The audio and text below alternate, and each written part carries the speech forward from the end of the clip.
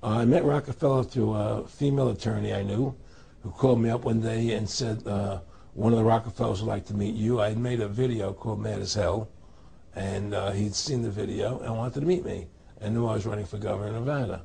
So sure, I'd love to meet him. And I met him and I liked him, and he was a very, very smart man. And we used to talk and share ideas and thoughts.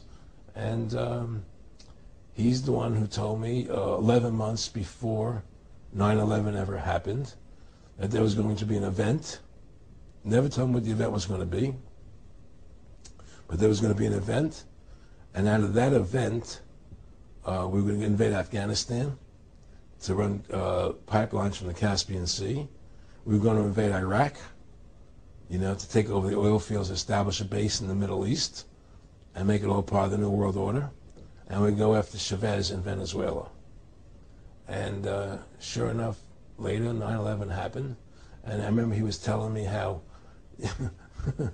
how you're gonna see soldiers looking in caves for people in Afghanistan and Pakistan and all these places, and there's gonna be this war on terror, of which there's no real enemy, and the whole thing is a giant hoax, you know, but it's a way for the government to take over the American people. He told you it was going to be a hoax. Oh yeah, oh yeah, there's no question.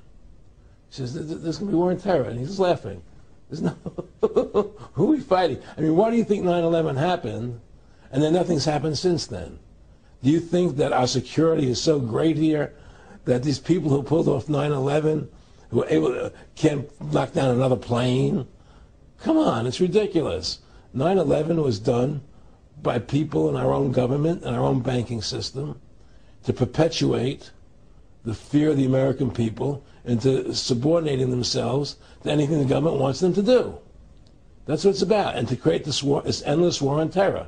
And that's why and that was the first lie.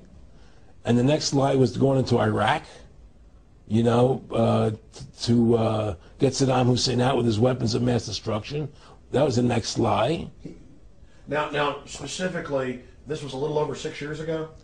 This was 11 months before 9/11. Yeah. And Nick Rockefeller, who's a lawyer, he's become your friend over the previous years, and he's saying to you that there's going to be this big event, and then out of that we're going to have a war on terror, and it's just going to go on and on. Right, an endless war on terror without any real enemy. That you can never, so you can never define a winner. And did he say that it's going to be perfect because you can't define an enemy? It just goes on and on? Yeah, because you can't define a winner. There's no one who's on to beat, so it goes on and on forever. And they can do whatever they want. They scared the hell out of the American public. Look, this whole war on terror is a fraud.